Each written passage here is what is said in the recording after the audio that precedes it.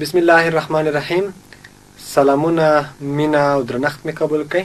هیله من یم چې جوړ به وئ. زاهد الله ذهین یم. نن ورځ ستاسو لپاره د 8م ټولګي د بیولوژي تدریس وړاندې کوم. د لومړي فصل لومړی موضوع مو ده کلاسیفیکیشن آف لیوینګ تینګز یا د ژوندیو موجوداتو طبقه بندي.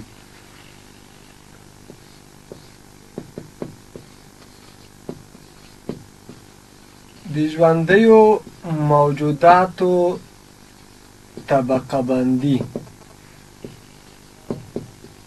یا classification of living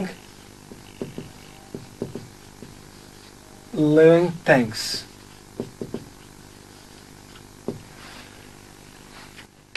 لومړنی کس چې ژوندي موجودات یې په ډلو او ګروپونو باندې ویشل ارسطو نومېده. ارسطو هغه کس و چې د لومړي ځل لپاره ژوندي موجودات ګروپ بندي کړل، داسې چې ټول ژوندي موجودات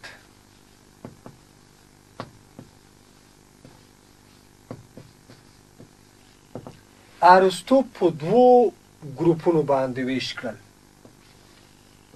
یو ته یې حیوانات ویلې،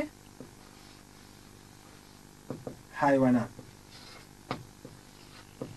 او بله ډله د ژوندیو موجوداتو هغه یې د نباتاتو په نامه سره یاده کړه. بیا حیوانات یې د استوګنځي په اساس باندې په دریو ګروپونو باندې ویشل. یو هغه حیوانات چې په هوا کې استوګنه لري، دویمه ډله هغه حیوانات چې په وچه کې استوګنه لري، او دریمه ډله هغه حیوانات چې هغه په اوبیز محیط کې استوګنه لري. یعنې په دغه دریو برخو باندې دغه حیوانات وویشل، خو دا د استوګنځي په اساس باندې وویشل. نباتات بیا د ظاهري شکل له مخې وویشل. ظاهرا چې څه ډول لیدل کېدل د هغې په اساس باندې د حیواناتو نباتاتو ویش وشو. مثلا یو ډله د نباتاتو یې د واښو په نامه سره یاده کړه، یوه ډله نباتات یې د بوټو په نامه سره یاده کړه، بوټي، او دریمه ډله نباتات یې د ونو په نامه سره یاد کړل، ونې.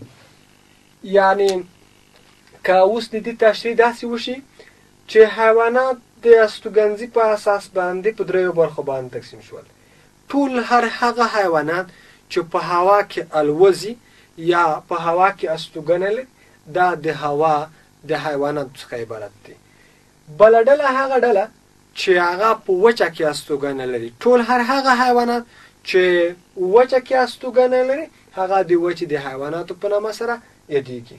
او ټول هر هغه نباتات او بخیر حیوانات چې په اوبیز محیط کې ژوند لري د اوبیز محیط د حیواناتو په نامه سره یادېږي.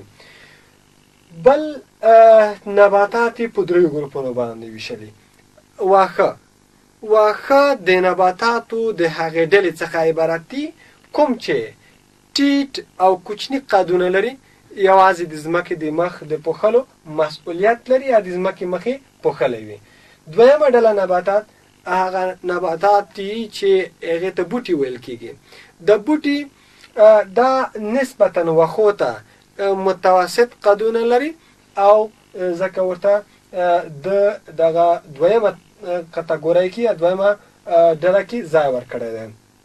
دریمه ډله ونې دي.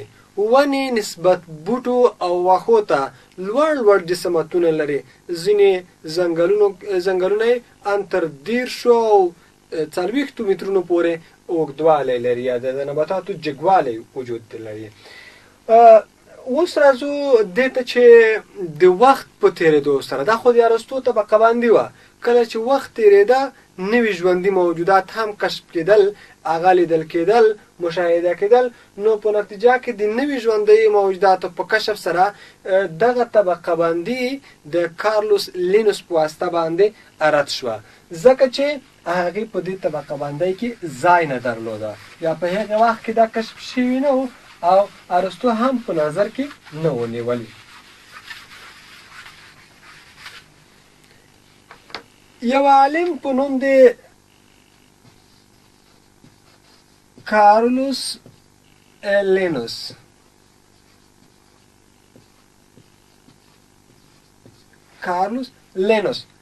دې عالم د لومړي ځل لپاره په 1815 میلادي کال کې د ارسطو طبقه بندي رد او په ځای باندې نوې طبقه بندي ایجاد کړله، هغه یې منځته راوړه. هغې ټول ژوندي موجودات دوی د خصوصیاتو په اساس باندې په مختلفو ګروپونو باندې ویشل او هم یې علمي نوم چې د دوه ګونې نوم ایښودنې سیستم ورته ویل کېږي یا دوه ګونې نوم ایښودنې سیستم یې هم منځته راوړ. دې عالم چې لینا نومېده، دې عالم د هر ژوندي موجود لپاره د لاتیني ژبې د جنس او د سپیسیز یا د نوع د دوو کلماتو څخه ترکیب شوی نوم غوره کړ. یا داسې وایو چې د هر ژوندي موجود لپاره دوه ګونه نوم ایښودنې سیستم منځته راوړ چې د لاتیني ژبې د جنس څخه جوړ شوی او سپیسیز څخه.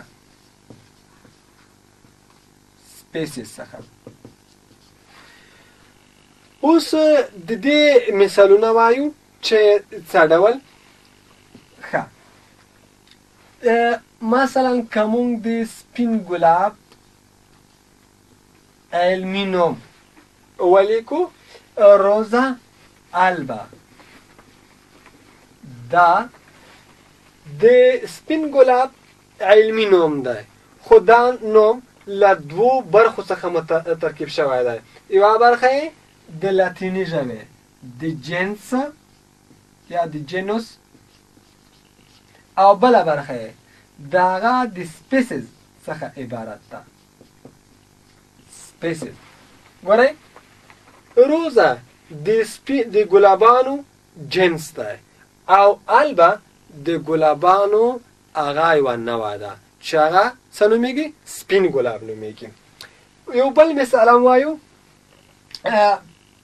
پلیس کیټوس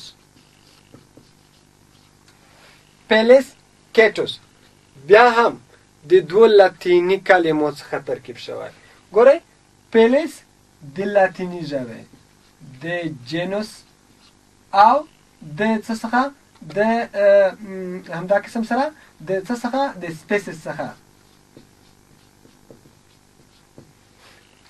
پلیس کیټوس یعنی د جنس او د سپیسیز یا د نوع څخه ترکیب شوی دی. پلیس کیټوس څه معنا لري؟ یا د کوم ژوندي موجود علمي نوم دی؟ هغه د صحرایي پیشو علمي نوم دی. صحرایي پیشو.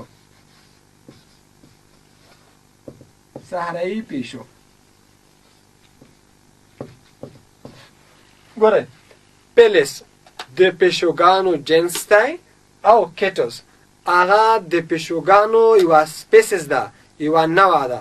نو په دې اساس باندې د هر ژوندي موجود لپاره هغه د لینا په وسیله باندې دوه کلمې د لاتیني ژبې چې جنس ده او سپیسیز ده دا د نوم د ذکر کولو لپاره هغه اهمې او اړینې وګڼل شوې. د دې لپاره چې د نورو ژوندیو موجوداتو سره د دغو ژوندیو موجوداتو تعارف یا پیژندګلوي په اسانۍ سره ترسره شي. اوس په دې باندې خبرې کوو چې علمي نومونه ولې غوره دي. یو معمولي نومونه دي او یو علمي نومونه دي. اوس کله چې دا علمي نومونه منځته راوړل او علمي نوم یې د دوه ګونې نوم ایښودنې سیستم په اساس باندې منځته راوړل، نو ولې دا علمي نومونه چې دي هغه غوره دي پر معمولي نومونو باندې. دوه علت دي. یو علت دا دی چې علمي نومونه هغه چې دی یا هر ژوندی موجود ده هغه معمولي نوم وبخئ داسې وایو چې علمي نومونه ځکه غوره دي چې شاید دوه ژوندي موجودات عین شی علمي نومونه نه لري، خو شاید دوه ژوندي موجودات عین شی معمولي نوم ولري. یو علت دا دی. دویم علت دا دی چې علمي نومونه پر معمولي نومونو باندې ځکه غوره دي چې علمي نومونه په لاتیني ژبه باندې لیکل شوي او لاتیني ژبه نه بدلیدونکې ده. دا دوه عمده علتونه وو چې ما تاسو ته وړاندې کړل. اوس راځو دې ته چې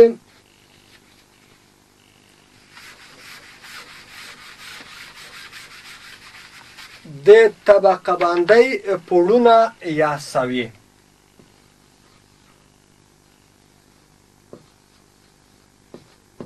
د طبقه بندۍ پوړونه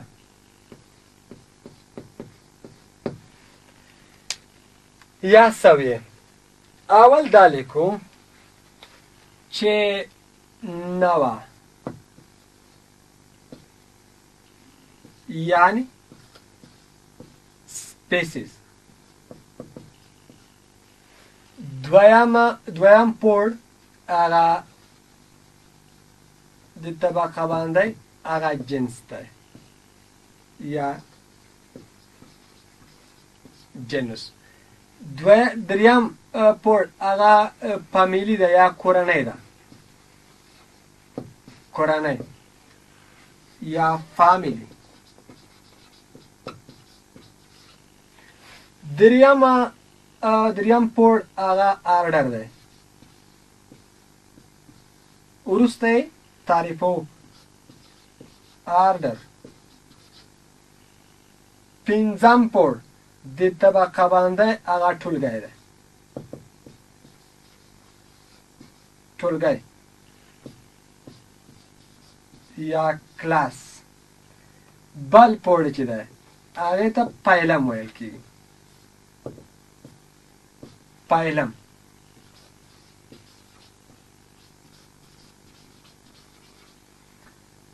اووم پوړ چې دی هغه عالم دی یا کینګډم.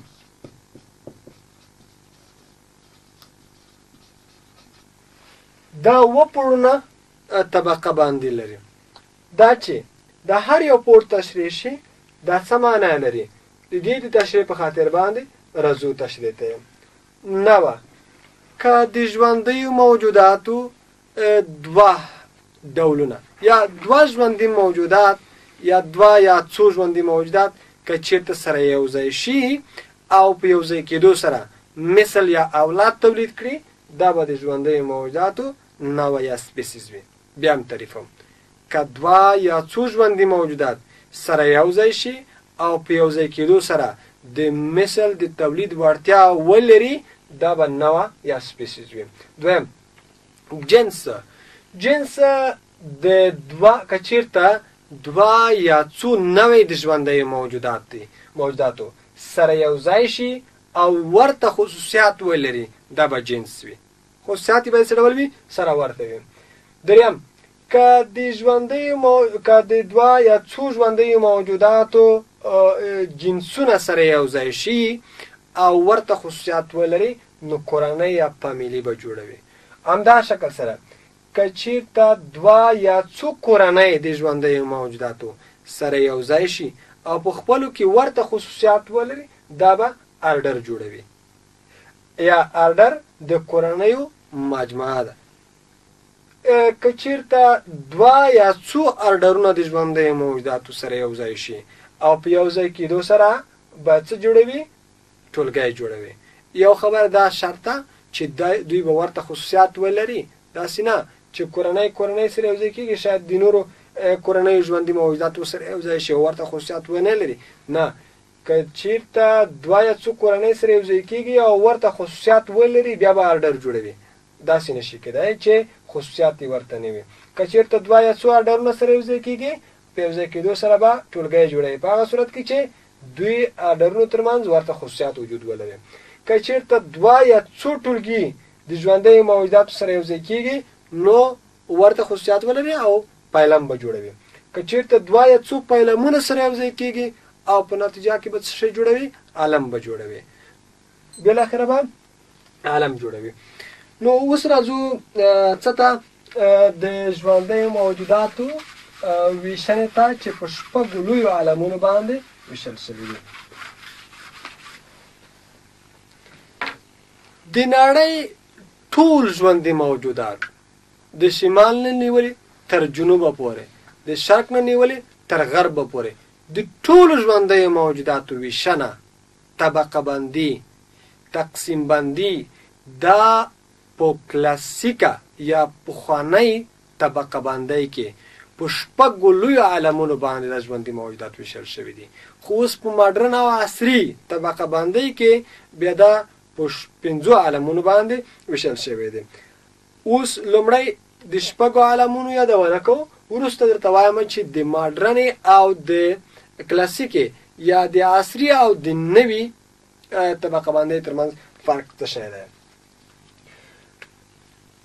په شپږو علمونو باندې د ژوندیو موجوداتو ویشنه. اول کینګډوم. کینګډوم آرک بکټریا. آرک بکټریا. دویم کینګډوم.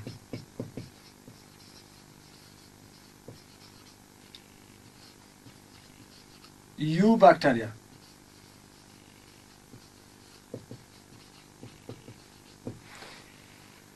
دریم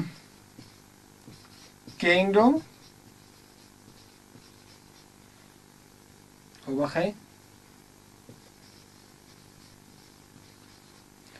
کینګډوم plants.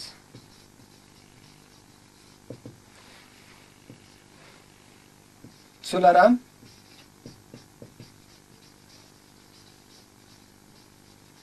kingdom animals. پنځم د ژوندیو موجوداتو عالم چې دی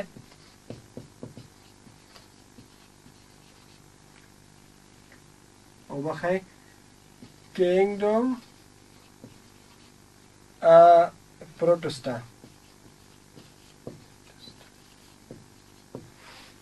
او شپږم عالم د ژوندیو موجوداتو آرک بکټریا، یو بکټریا، پلانټس، انیمل، کینګډوم پنجي پاتې دی. کینګډوم پنجي یعنی په دې شپږو عالمونو باندې چې کینګډوم آرک بکټریا، کینګډوم یو بکټریا، کینګډوم پلانټس، کینګډوم انیملز، کینګډوم پروټستا، کینګډوم پنجي په دې شپږو عالمونو باندې د ژوندیو موجوداتو ویشنه شوې ده. اوس هم د اتم ټولګي په کتاب کې همدا شپږ عالمونه دي، خو په نوي عصري طبقه باندې کې بیا د ژوندیو موجوداتو ویشنه هغه په پنځو عالمونو باندې شوې ده. په هغې کې داسې شوي دي چې کینګډوم آرک بکټریا، کینګډوم یو بکټریا، آرک او یو بکټریا چې دي هغه په یو عالم کې مطالعه کړي دي چې دواړه عالمونه د کینګډوم مونیرا یا د مونیرا د عالم لاندې تر بحث او څېړنې لاندې نیول کېږي. نو په دې اساس باندې که چېرته دا یو عالم کې شمار شي 2 3 4 5 عالمونو کې به دا ټول خلاصه شي. د دې لپاره چې لومړی د دې د عالمونو هغه لومړی عالم باندې مونږ پوه شوي وو، راځو کینګډوم بکټریا ته یا د مونیرا عالم یا د بکټریاو عالم ته.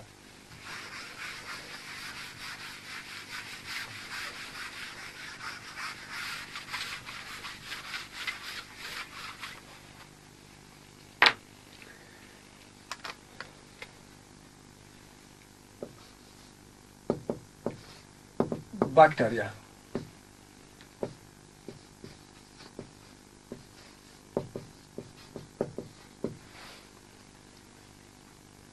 درنو زده کوونکو، لومړی د بکټریا د کلمې په معنا باندې ځانونه پوهیو.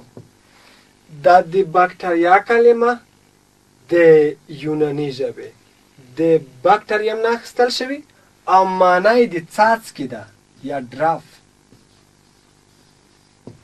ډراف یا د څاڅکي معنا لري، ځکه چې د لومړي ځل لپاره دا په یو قطره څاڅکي کې لیدل شوې وه. په همدې اساس ورته د بکټریم چې د بکټریا کلمه هم استعمالیدلی شي استعمالیږي.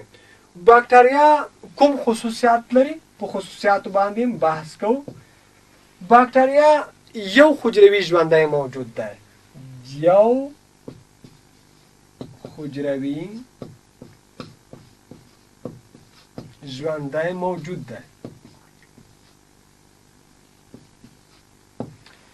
ټول هر هغه ژوندي موجودات چې جوړښت یې له یوې حجرې څخه شوی وي دا به یو حجروي ژوندي موجودات نومیږي.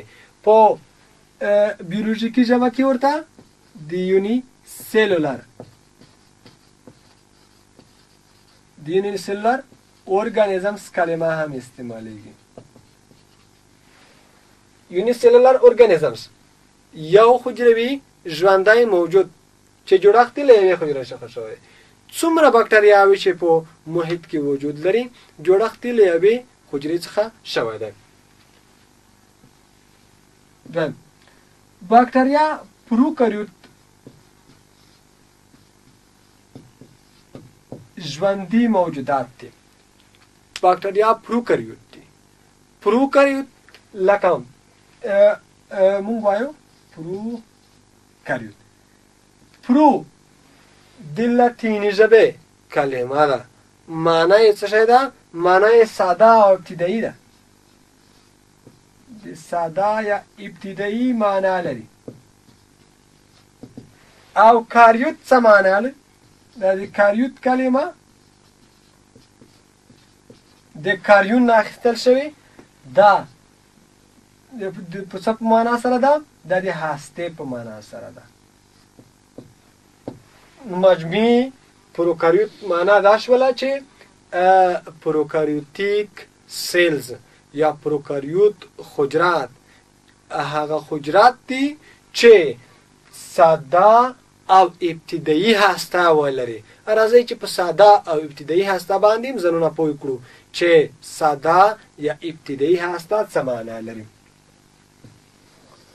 که دا موږ یوه حجره فرض کړو، د دې حجرې په داخل کې که چېرته هستهیي مواد په سایتوپلازم کې په تیت او پرک شکل سره وجود درلوده، د یوې منظمې هستوي غیشه په واسطه باندې چاپېره شوي نه وو، دا به پروکاریوت حجرات وي.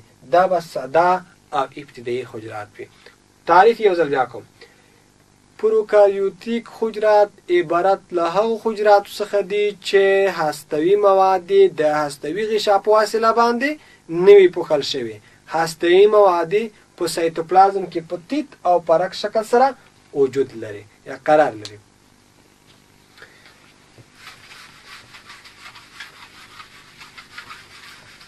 بل مثال وړاندې کوو. دریم خصوصیات وړاندې کوو چې دوی هم په خوله باندې وایم دوی هم ګډ او هم ګوښه ژوند لري. ګډ ژوند هغه ژوند یعنی یو بکټریا د نورو بکټریاو پرته هم ژوند کولی شي. یو بکټریا د نورو بکټریاو سره یو ځای هم ژوند ته ادامه ورکولی شي. څلورم خصوصیات یې دا ده چې بکټریا ډېر چټک ویش لري. ډېر چټک ویش لري نسبت نورو ژوندیو موجوداتو ته، ځکه په هرو 20 دقیقو کې بکټریا د ویش لپاره آماده کیږي. که یوه بکټریا ولرو، فرض کړئ دا بکټریا یوه حجره ده، فرضوو مثال وایو بکټریا داسې شکل نه لري. کله چې دغه بکټریا 20 دقیقې ژوند وکړ، وروسته د 20 دقیقو څخه دا بکټریا په 2 بکټریاو باندې ویشل کیږي. حجره ویش کی یوه بکټریا په دوو بکټریاو باندې ویشل کیږي. بیا کله چې دا بکټریا 20 دقیقې ژوند وکړي، د 20 دقیقو نه وروسته به دا هم څه لپاره آماده کیږي؟ د ویش لپاره آماده کیږي. دا هم د 20 دقیقو نه وروسته د ویش لپاره آماده کیږي. یعنی هر 20 دقیقو نه وروسته بکټریا د ویش لپاره آماده کیږي او په نتیجه کې له یوې بکټریا څخه 2 بکټریا منځته راځي. دوستانو د دې لپاره چې درس مو زیات نشي همدغه ځای باندې درس را خلاصه کوو. که هیله ده چې تاسو په دې درس باندې پوه شوي وای، که بیا هم تاسو نه وای پوه شوي، انشاءالله چې په راتلونکي درس کې به بیا هم ستاسو لپاره په دې باندې یو څه اندازه بحث کوم. تر بیا چې زه به د ستاسو لپاره د نوي موضوع سره حاضرېږم. تر هغې مو الله مل شه. ښه وختونه ولرئ.